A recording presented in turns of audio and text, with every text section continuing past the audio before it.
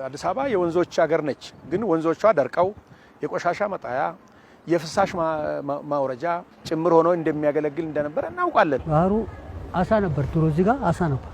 አሳ ከዚህ ከድልድዩ ስር ሁሉ አሳ ነበር እና እነኛ አሳዎች በቆሻሻ ምክንያት ነው የጠፉት። ራሽዋ ከላይ ከንቆጦ ድልድላ ተፈጥሮ በብዙ የሸለመቻት አዲስ አበባ በወንዞች የተሸለመች በአረንጓዴ ምጣፎችም የተከበበች ሆና ሳለ እነዚህ ጸጋዎቿ ለበርካታ ዓመታት እንደ በረከት ሳይሆን እንደ እርግማን ሲቆጠሩ ቆይተዋል።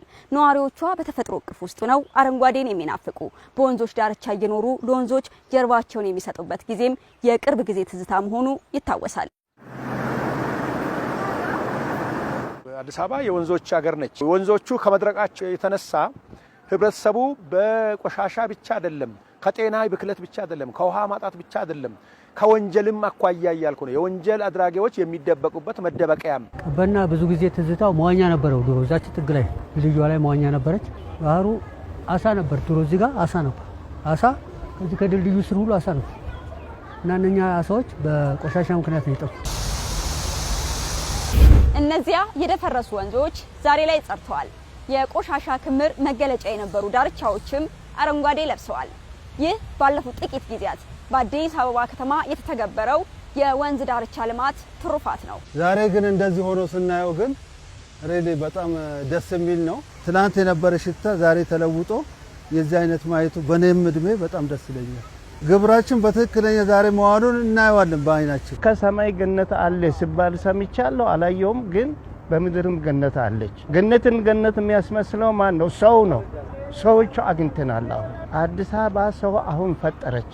እስካሁን ውሸት አዲስ አበባ ነበረች።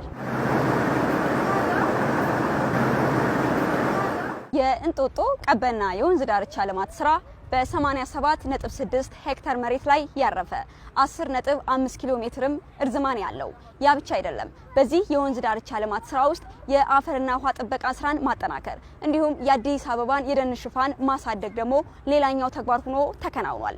በዚህም 36928 ካሬ ሜትር የሚሸፍን የኮንሶ የእርከን ጥበብ፣ 59.7 ሄክታር መሬት የሚሸፍን አረንጓዴ ስፍራ እንዲሁም ከ50330 በላይ የሚሆኑ የተለያዩ ዝርያዎች ያላቸው እጽዋቶችም በዚህ ስፍራ ላይ ተተክለዋል። ይህም አዲስ አበባ የደን ሽፋኗን ወደ 30 በመቶ ከፍ ለማድረግ በምታደርገው ጥረት ውስጥ ጉልህ አስተዋጽኦ እንደሚኖረውም ይጠበቃል።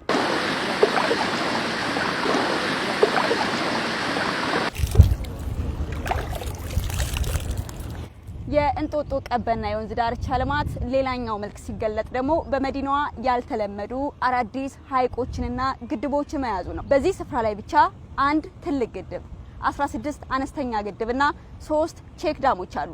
ያ ብቻም አይደለም፣ 3 ፏፏቴዎችና አንድ ምንጭ ደግሞ የቀበና የወንዝ ዳርቻ ልማት ሌላኛው ገጸ በረከት ሆኗል። እድሜ ያላየሁትን ጀልባ አይቻለሁ። ይህም ባህር እንደዚህ ሆኖ አይቼዋለሁ። ፀሐዬን ዳግም አይቼዋለሁ። ፀሐዬ ድሮ ሲዘፍን ጓደኛችን ነው። እዚቹ ቦታ የተወለደው እዚህ ጋር ነው። እዚቹ ዘፈነባት። ለሱ አሁን ይሄ ትልቅ ሐውልቱ ነው። ይሄንን ፏፏቴ ህዳሴ ነበር የምናየው። ዛሬ ደግሞ አጠገባችን መተን እያየነው ነው። የህዳሴ እንትን ነው ያዘው። አሁን በዚህ ላይ ጀልባዎች አሉ። ህዝቡም እንደምታየው ግራና ቀኝ እያየ ነው እና ይሄን ስታይ በጣም ደስ የሚል ነው። ትናንት የነበረ ሽታ ዛሬ ተለውጦ የዚህ አይነት ማየቱ በኔም እድሜ በጣም ደስ ይለኛል። የእንጦጦ ቀበና የወንዝ ዳርቻ ልማት ስራ ተፈጥሮን በማከምና ስነ ምህዳሯን በማደስ ብቻ አልተገደበም። ይልቁንም ምቹና ዘመናዊ መሰረተ ልማቶችን በመዘርጋት አማራጭ የቱሪስት መስህብ በማድረግ እንጂ።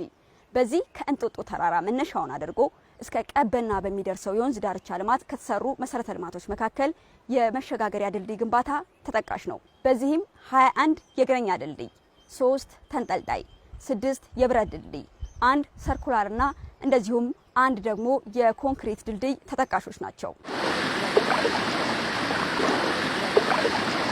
በአጠቃላይ የእንጦጦ ቀበና የወንዝ ዳርቻ ልማት ስራ በሁሉም ለሁሉም የሆኑ በርካታ አማራጭ የመዝናኛ ስፍራዎችንም የያዘ ነው። 32 ኪሎ ሜትር ርዝማኔ ያለው ዘመናዊ ሱቆች፣ 10 ካፍቴሪያዎች፣ 2 አምፊቲያትሮች፣ 9 የስፖርት ማዘውተሪያ ስፍራዎችና እንዲሁም 2 አነስተኛ ቤተ መጻሕፍቶች በዚህ ስፍራ ላይ ይገኛሉ። በአጠቃላይ አዲስ አበባ ባለፉት ጥቂት ዓመታት ያከናወነቻቸው የልማት ስራዎች የቱሪዝሙን ዘርፍ የሚያነቃቁም ሆነዋል። ይህም እንደ ሀገር ከኢኮኖሚ ምሰሶች መካከል አንዱ የሆነውን የቱሪዝሙን ዘርፍ ስኬታማ በማድረግ ረገድ ትልቅ ሚና ይወጣልም ተብሎ ይጠበቃል።